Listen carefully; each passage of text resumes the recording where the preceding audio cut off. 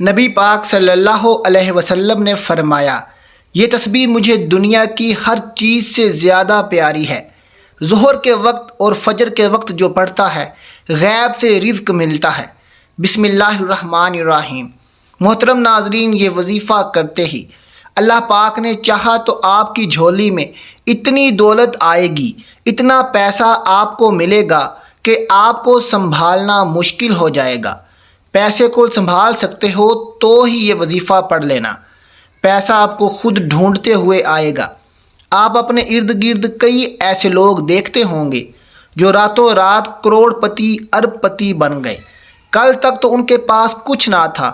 اگر آپ بھی راتوں رات کروڑ پتی ارب پتی بننا چاہتے ہیں، پیسوں میں کھیلنا چاہتے ہیں، تو فوری طور پر یہ وظیفہ کر لینا۔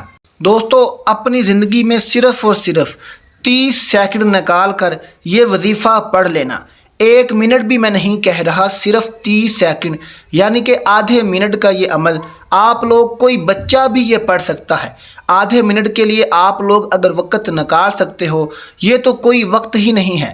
آدھے منٹ تو کسی سے ہاتھ آگے بڑھاتے ہیں تو سلام کرنے کے لیے بھی آدھا منٹ نکل جاتا ہے، تو آدھے منٹ کا تو کوئی وقت ہی نہیں ہوتا۔ یہ آدھا منٹ آپ کی زندگی بدل دے گا۔ یہ آدھا منٹ آج آپ کی تنگ دستیاں ختم کر دے گا، آپ کے گھر سے غربت ختم کر دے گا۔ یہ آدھا منٹ آپ کا کاروبار چمکا دے گا، آپ کی بیٹیوں کے رشتے اچھی جگہ کروا دے گا۔ قرضوں میں اگر آپ ڈوبے ہوئے ہو تو یہ آدھا منٹ آپ کے قرضے فوری طور پر ادا کروا دے گا۔ اگر آپ اپنا ذاتی مکان چاہتے ہو تو آپ کو مکان مل جائے گا۔ دوستو، اگر آپ نے آج یہ وظیفہ کر لیا تو آپ کو کروڑ پتی بننے سے کوئی روک نہیں سکتا۔ آپ کے رشتہ دار، دوست خود گھر آ کر پوچھیں گے کہ تم نے کیا کیا ہے۔ آج آپ کی بیٹیوں کے رشتے اچھی جگہ پر ہو جائیں گے۔ یہ وظیفہ تیر بہدف ہے۔ جس کام کے لیے جو انسان بھی یہ وظیفہ کرتا ہے، اس کا کام ایسے ہوتا ہے جیسے چٹکی بجائی ہے، اسی وقت اس کی ہر حاجت پوری ہوتی ہے۔ نصیب کو لگے بند تالے رب کریم کے حکم سے کھل جاتے ہیں۔ اللہ والو، یہ وظیفہ اتنا خاص اور مجرب ہے کہ آج تک جس نے بھی کیا ہے اس کو اس کا 100% فائدہ ہوا ہے۔ کسی نے بھی اس وظیفے کو کرنے کے بعد یہ نہیں کہا کہ اس کا کام نہیں ہوا۔ ہاں، آپ کا کام ہونے میں تھوڑی دیر ضرور لگ سکتی ہے، لیکن کام آپ کا اس وظیفے کے بعد ضرور ہوتا ہے۔ اللہ کے نبی صلی اللہ علیہ وسلم نے فرمایا، اگر تم اللہ پر اس طرح توکل اور بھروسہ کرو جس طرح توکل کرنے کا حق ہے، تو وہ تمہیں اس طرح رزق دے گا جیسے پرندوں کو رزق دیتا ہے۔ پرندے صبح سویرے خالی پیٹ نکلتے ہیں اور شام کو بھرے پیٹ واپس آتے ہیں۔ جب انسان اپنے رب پر اس قدر بھروسہ کر لیتا ہے کہ اس کے علاوہ کوئی بھی اس کی ضرورت پوری کرنے والا نہیں، تو اللہ بھی اپنے بندے کو مایوس نہیں لوٹاتا۔ جو لوگ اللہ کے در کو چھوڑ کر دوسروں کے در سے مانگتے ہیں، کیا انہیں اللہ کی ذات پر تھوڑا سا بھی یقین نہیں؟ کیا انہیں اس دنیا کے لوگوں پر اللہ کی ذات سے زیادہ بھروسہ ہے؟ جو ذات رات کو درختوں پر بیٹھے ہوئے پرندوں کو نیند میں بھی نیچے گرنے نہیں دیتی، وہ ذات انسان کو بے یار و مددگار کیسے چھوڑ سکتی ہے؟ اللہ پاک کی ذات تو رحیم ہے، کریم ہے، انسان کو اس کی سوچ سے بڑھ کر عطا کرنے والی ہے۔ اللہ تو فرماتا ہے، اے میرے بندو مجھ سے مانگو، میں تمہیں عطا کروں گا، اور عطا بھی ایسا کہ انسان حیران رہ جائے۔ لیکن ہم انسان ہی بے وفا ہیں جو در در پر جا کر سر جھکاتے ہیں، اللہ کو چھوڑ کر اللہ کے بنائے ہوئے بندوں سے مانگتے ہیں۔ اللہ پر یقین کے معاملے میں زیادہ سوچا مت کرو، آنکھیں بند کر کے یقین کر لیا کرو، کیونکہ یہی وہ راستہ ہے جہاں فلاح و کامیابی نصیب ہوتی ہے۔ یہی وہ راستہ ہے جہاں پر کامیابی انسان کا مقدر بن جاتی ہے۔ یہی وہ راستہ ہے جہاں دنیا و آخرت سنور جاتی ہے۔ اللہ تو قادر مطلق ہے اور بے نیاز ہے، انسان کی سب خواہشات پوری کرنے پر قادر ہے۔ بس اللہ کی ذات پر کامل یقین ہونا چاہیے۔ اللہ کی ذات پر یقین حضرت ابراہیم علیہ السلام جیسا ہونا چاہیے، جن کے توکل کے ذریعے آگ بھی ٹھنڈی ہو گئی تھی۔ اللہ پر توکل حضرت موسیٰ علیہ السلام جیسا ہونا چاہیے، جو دریا میں بھی راستہ بنوا دیتا ہے۔ اللہ پر توکل تو یوسف علیہ السلام کو یعقوب علیہ السلام سے ملوا دیتا ہے۔ اللہ پر توکل تو شدید طوفان میں بھی کشتی نوح پار لگا دیتا ہے۔ تو کیا ہم اپنے رب پر توکل نہیں کریں گے، جو ہر ناممکن کو ممکن کرنے کی قدرت رکھتا ہے؟ ہمیشہ اپنی عقل سے زیادہ اللہ کی ذات پر بھروسہ کرو، کیونکہ اللہ پر پختہ یقین سخت اندھیرے میں بھی روشنی پیدا کر دیتا ہے۔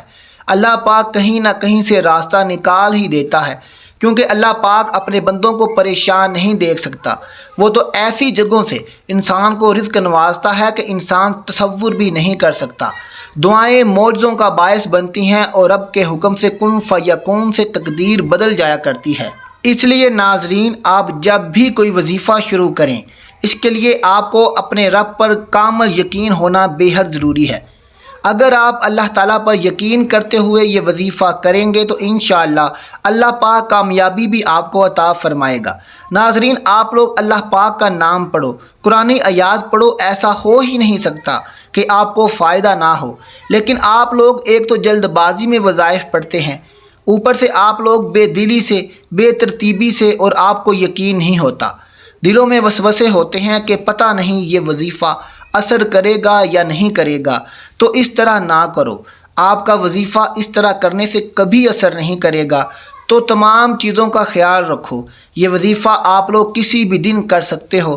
سب لوگوں کا جو سوال ہوتا ہے کہ کس دن کرنا ہے، تو یہ وظیفہ آپ نے ہفتے کے کسی بھی ایک دن میں کرنا ہے، یعنی کہ آپ نے ہفتے کے 7 دن ہوتے ہیں، ان 7 دنوں میں کسی بھی ایک دن کرنا ہے۔ آپ اتوار کو کر لیں، آپ پیر کو کر لیں، آپ منگل کو کر لیں، بدھ کو کر لیں، جمعرات، جمعہ، ہفتہ، کسی بھی دن آپ یہ وظیفہ کر سکتے ہو۔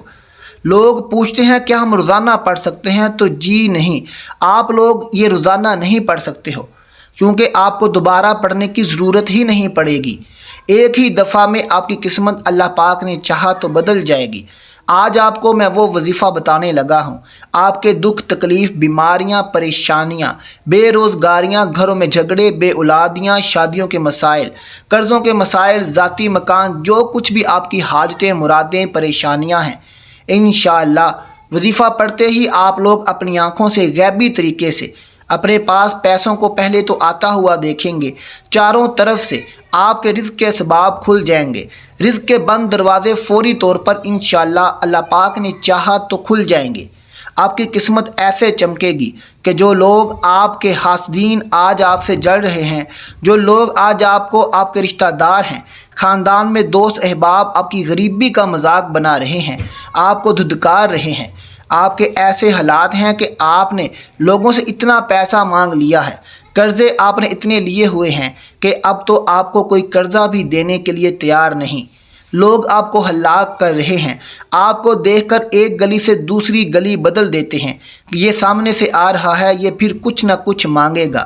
تو ایسے اگر حالات ہیں تو آپ کے لیے بالکل یہ آج آسان سا وظیفہ ہے، تو آپ فوری طور پر اس وظیفے کو پڑھ لیں۔ آپ دنیا کے جس کونے میں موجود ہیں، اپنی پریشانیوں میں ہیں، دکھ تکلیف بیماریوں میں ہیں، تو یہ وظیفہ آپ کر لیں۔ ناظرین، وظیفہ پڑھنے سے پہلے سکون سے بیٹھ جائیں۔ آپ لوگ اس وظیفے کو پڑھنے سے پہلے جب سکون سے بیٹھ جاؤ، سکون سے بیٹھ کر ایک مرتبہ درود پاک پڑھ لینا ہے۔ وضو لازمی کرنا ہے۔ صرف ایک مرتبہ سب سے پہلے وظیفہ شروع کرنے سے پہلے جو آپ نے کام کرنا ہے، ایک مرتبہ آپ لوگوں نے درود پاک پڑھ کر اس وظیفے کو پڑھنا شروع کر دینا ہے۔ ایک مرتبہ درود پاک پڑھ لیں۔ 3 وظائف پڑھنے ہیں۔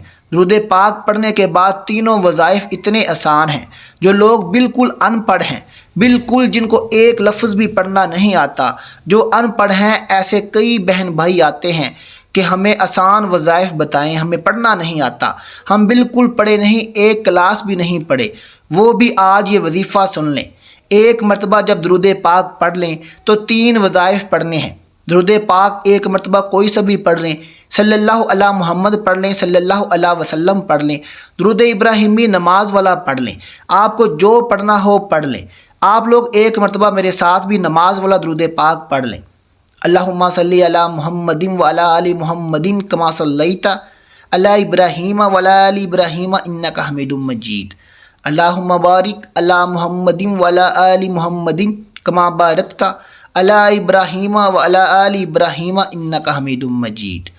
درود پاک پڑھنے کے بعد سب سے پہلے آپ نے اس وظیفے کو پڑھنا ہے۔ یہ وظیفہ آپ کو اپنی اسکرین پر اور میں آپ کو بول کر سنا رہا ہوں، یہ وظیفہ آپ نے ایسے ہی پڑھنا ہے۔ اس وظیفے سے انشاءاللہ فوری طور پر آپ کے مسائل آپ خود اپنی آنکھوں سے حل ہوتے ہوئے دیکھیں گے۔ اب درود پاک پڑھنے کے بعد آپ کو جو پہلا وظیفہ پڑھنا ہے، اس وظیفے کے لیے تسبیح اپنے ہاتھوں میں پکڑ لیں۔ تسبیح نہ ہو تو سیدھے ہاتھ پر پڑھنا شروع کریں۔ صرف 3 مرتبہ آج کا جو عمل ہے وہ پڑھنا ہے۔ پہلا وظیفہ ہے ان اللہ علی کل شیء قدیر۔ صرف 3 مرتبہ آپ نے ان اللہ علی کل شیء قدیر پڑھ لینا ہے۔ 3 مرتبہ جب اس وظیفے کو پڑھ لیں تو دوسرے نمبر پر آپ کو جو وظیفہ پڑھنا ہے اس کو دھیان سے سمجھیے گا۔ یہ 2 اسم ہیں، یہ دونوں اسم اعظم آپ نے ملا کر پڑھنے ہیں تو ایک شمار ہوگا۔ کس طرح پڑھیں گے؟ تسبیح کے دانوں پر پڑھ لیں یا ہاتھ کی انگلیوں پر پڑھ لیں۔ یہ وظیفہ ہے یا حیو یا قیوم۔